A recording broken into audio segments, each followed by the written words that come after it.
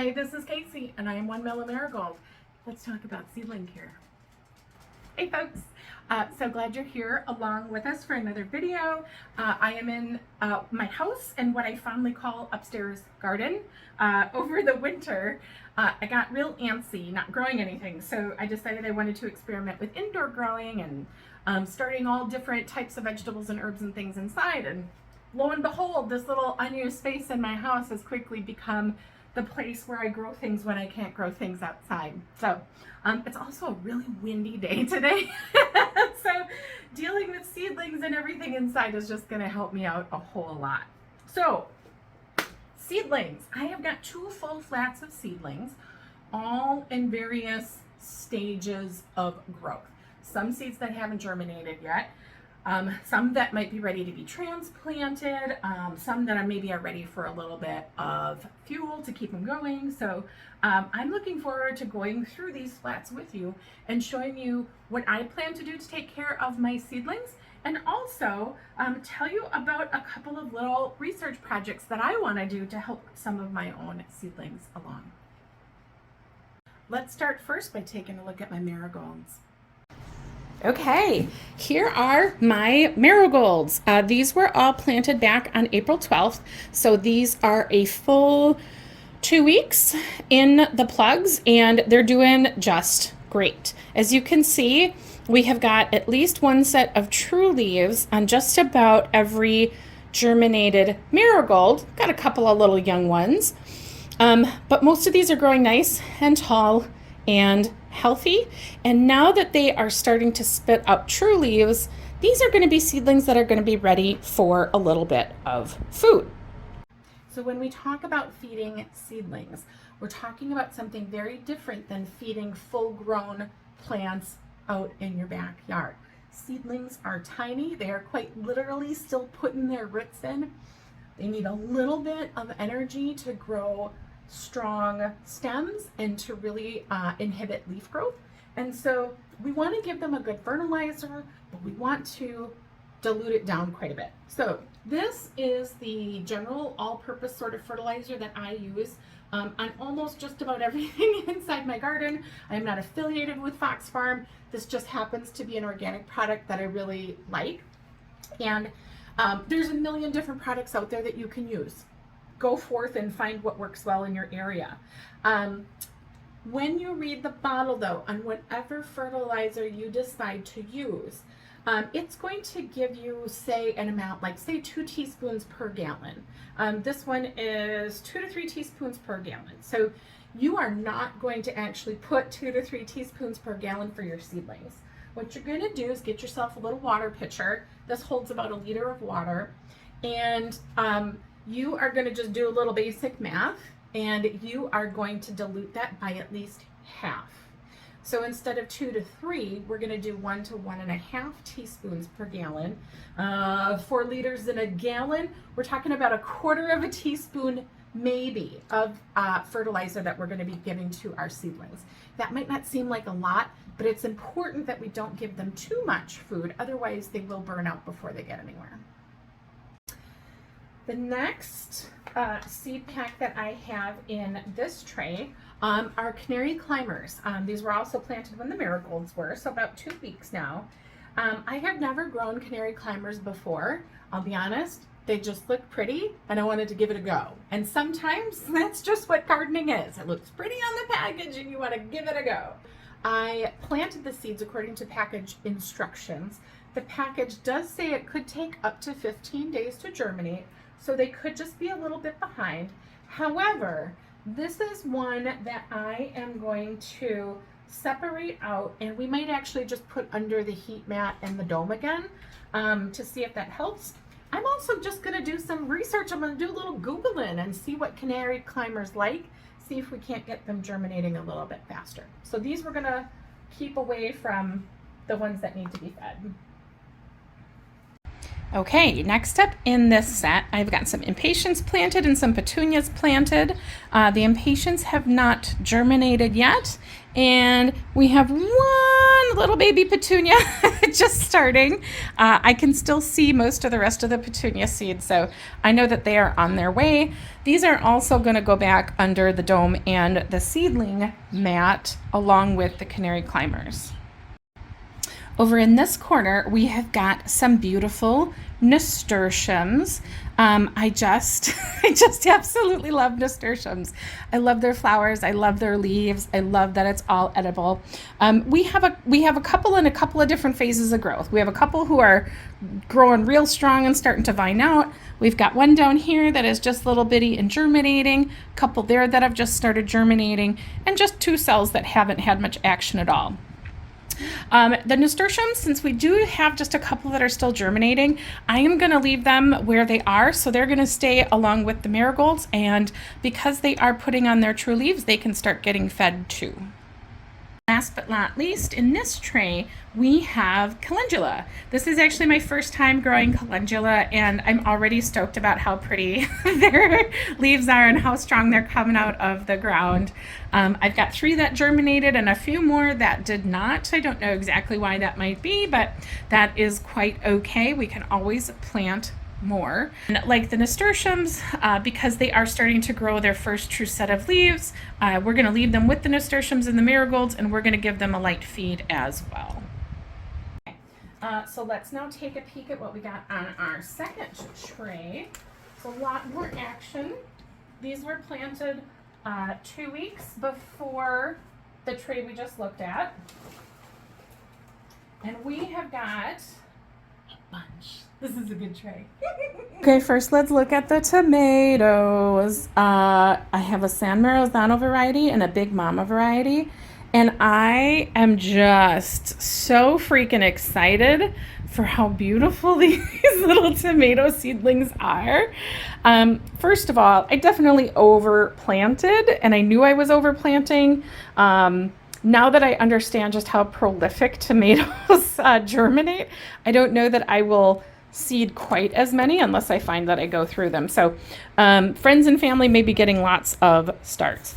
So tomato seedlings are doing just great. Their stalks are firm and tall. Some of them are putting on a 3rd set of leaves already. Many of the pots had both seeds germinate, and this is a point where you get to sort of decide what you're going to do with your extras.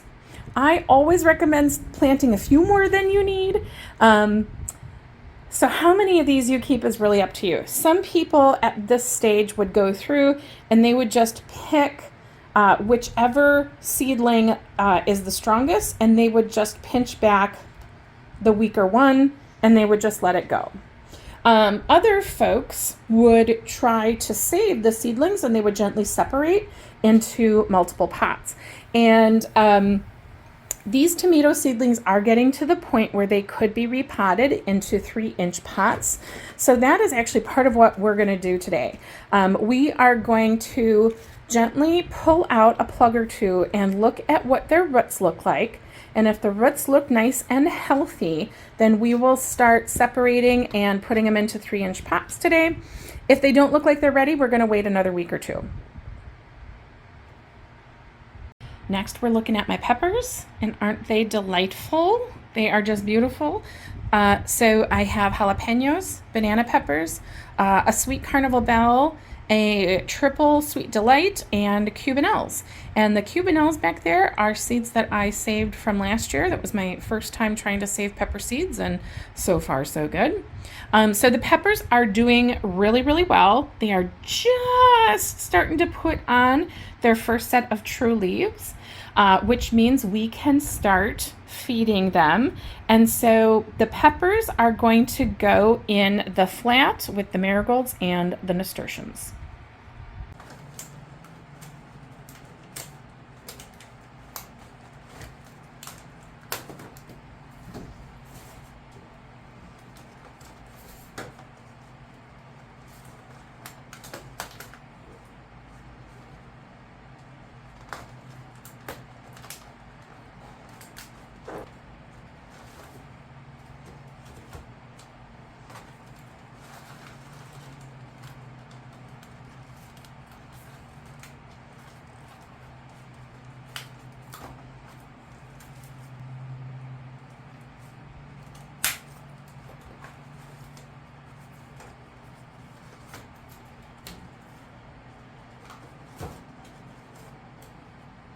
Okay, so before I do let the tomatoes just hang out and rest, they can get feedings now too, so I might give them a little bit of juice like the others. I'm just gonna kind of look at each one of these trays, and if any one of the seedlings looks kind of weak or like it just won't make it, I'm gonna just kind of pluck it out. This is also sort of just a moment to stop and be present with what you're doing. These little seedlings, these little beautiful tomato seedlings already smell like tomatoey. It's amazing. Stick your nose in your plant. Stick your nose in the dirt. Experience what they smell like. Experience what the soil feels like when it's wet versus when it's dry. Touch your seedlings a little bit. Experience if they feel strong, if they feel sticky, if they have big leaves, if they are vining sort of in their leaf structure.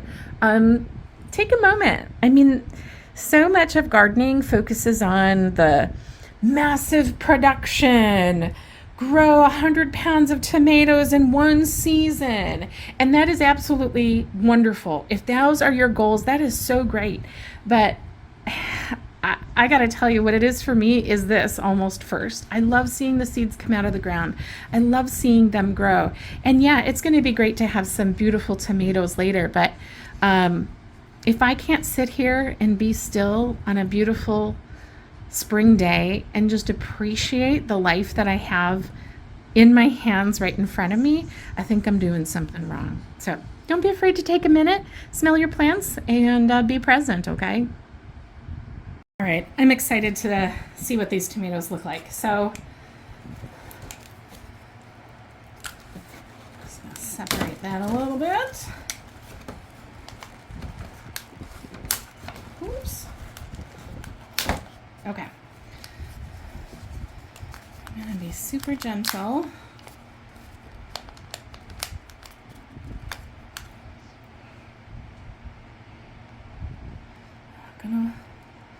I'm not gonna pull hard. We're just gonna gently. Woo!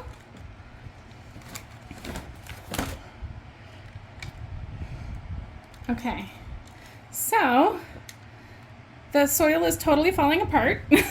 As you can see, it fell apart right in my hand, and that's okay. It's a little dry, like the soil's just a hair on the dry side. But look what this is telling me.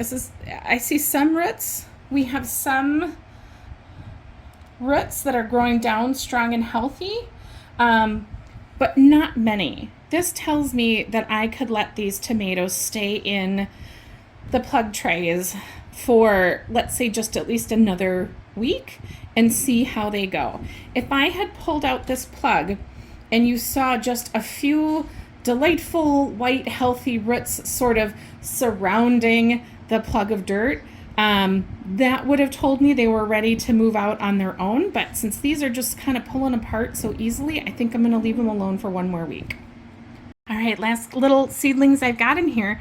This is quinoa. This is my experimental plant this year. I love an experimental plant. Experimental plants for me just mean I don't try real hard. I just stick seeds in the ground and I see what happens. And if something works out really well, I might just work harder at it the next year. These are really cute. When they first germinated, they were like all purple. They look healthy. The stems feel strong. I'm not entirely sure if they're really supposed to be that leggy. And I am tempted to pull one out and repot it and see what the roots look like. And we might be able to bury it a little deeper to just try to strengthen up those stems. Ultimately, these are going to go outside, and I'm not really all that worried about them, as I said, but cool nonetheless, just right? For fun, I'm going to pull out one of the quinoas and I'm going to repot it just to see. I'm going to take this. I'm going to take this guy out since he's super leggy. And you can sometimes help the legginess by like rotating your seed packs under the light. Sometimes the light dispersion isn't always quite the same. Okay, here we go.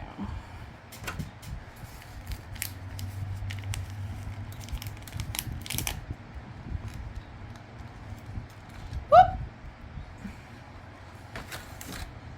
There we go.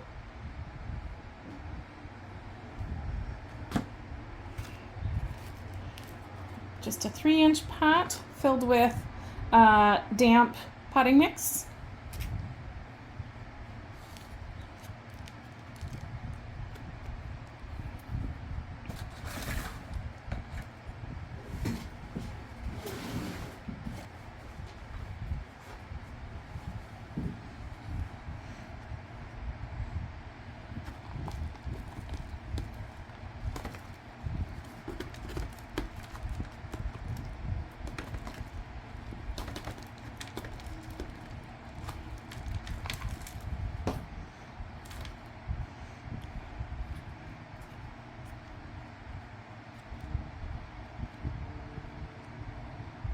Trying to be as gentle as I can with this little buddy.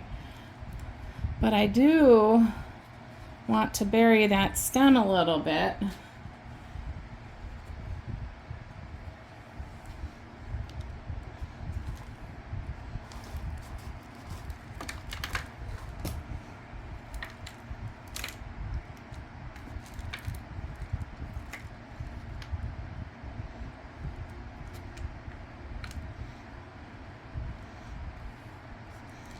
Okay, I probably could have buried that stem a little more. It's okay. It's okay. It's my experimental plant. We don't worry about it. Okay, there he goes. We'll see how our little quinoa buddy does. And then last but not least, I have another couple of cells filled with calendula and some black-eyed Susan climbers. And then again, I had tried planting in these 4 more of those canary climbers, and they didn't germinate in these cells either. So again, that's one I'm going to need to research. Just for the sake of experimentation, I am going to leave these 2 in the germinating tray under the seed mat just to see if any of those canary climbers over time do decide to germinate. Okay, so let's get set up first to put the tray of seeds that I still want to keep germinating. So I've just got a little bitty set up down here, little fluorescent light kit with a seed mat, tried and true. It works great for me. Okay. So the petunias, the canary climbers, and the impatiens are gonna go back under. Knowing me, I'll probably throw a few other seeds in there. I've got some larkspur that I wanted to plant. We're gonna do that. And we'll put the dome on.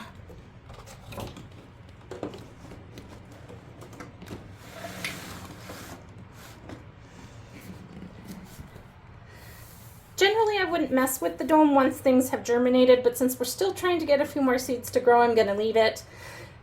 Because we've taken some seed packs out, everything might dry out a little faster too, so the dome will help with that.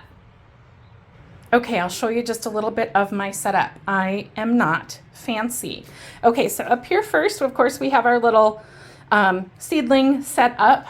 Just behind that, I have got a Viper Spectrum grow light.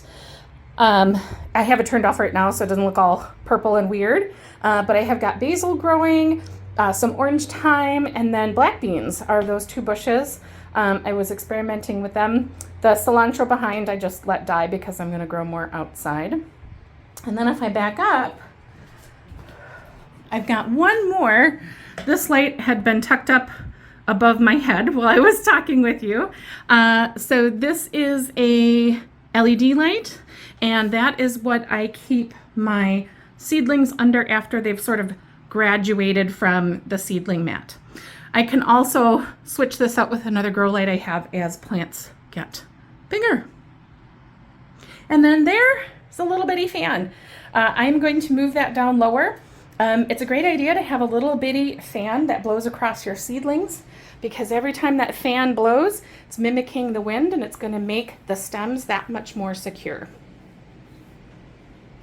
Okay, I'll show you just a little bit of my setup. I am not fancy. Okay, so up here first, of course, we have our little seedling set up. Just behind that, I have got a Viper Spectrum grow light. I have it turned off right now so it doesn't look all purple and weird, but I have got basil growing, some orange thyme, and then black beans are those two bushes. I was experimenting with them. The cilantro behind I just let die because I'm going to grow more outside. And then if I back up, I've got one more. This light had been tucked up above my head while I was talking with you. So this is a LED light, and that is what I keep my seedlings under after they've sort of graduated from the seedling mat. I can also switch this out with another grow light I have as plants get bigger. And then there's a little bitty fan. I'm going to move that down lower. It's a great idea to have a little bitty fan that blows across your seedlings, because every time that fan blows, it's mimicking the wind and it's going to make the stems that much more secure. Okay, everybody is happy under their lights. I am going to give them a feeding. I have got a liter of water in my container, and I did the math, and about 4 liters go into a gallon. The instructions said about 2 to 3 teaspoons per gallon. If I divide all that down, I'm going to put about a half a teaspoon of fertilizer into my watering pot. Quick note, once you use a teaspoon for fertilizer, don't use it for food again. Just keep this your own garden teaspoon. That's what this is for me. So I'm doing half a teaspoon. Oh, I should shake this up first. Okay. It's kind of cool and green. And there we go. Maybe just a hair more, but that's okay. It's going to be all just fine.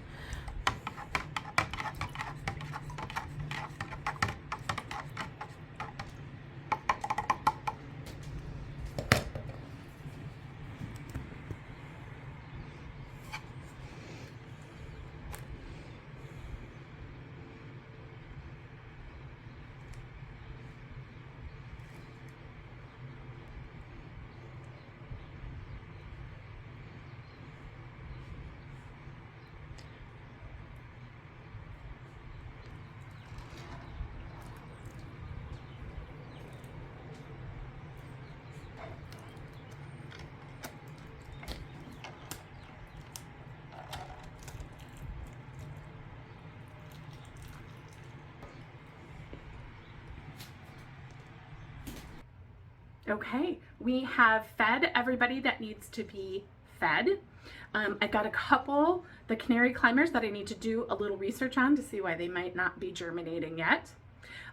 Everybody who needs to germinate yet is underneath the fluorescent light with the seedling mat to help them along. And next week when I do transfer the tomatoes to bigger pots, I'll bring you along for that and show you how that goes. Taking care of seedlings, I think, can be difficult for new growers. It certainly was for me. It can be frustrating if you don't know what to expect from the seeds in terms of how quickly they germinate, how fast they grow and pop out of the soil. And if you're not used to checking on a plant every single day, it's easy to miss signs of stress. So my biggest takeaway tip for you is to just put your eyeballs on your seedlings every day. Make it a habit. Most days you aren't going to be touching those seedlings at all. Seedlings for the most part can be left alone as long as they're healthy and watered and fed. But if you get in the habit of putting your eyeballs on your seedlings every day, you're going to see problems rise up much sooner. And that's it. That's all I got for you today. I hope you found this helpful. I hope you like my upstairs garden. If this was at all helpful, go ahead and give me a like. If you're coming along on that journey and have not hit that red subscribe button yet, please do so. And as always, I love you guys, and I'll see you next time.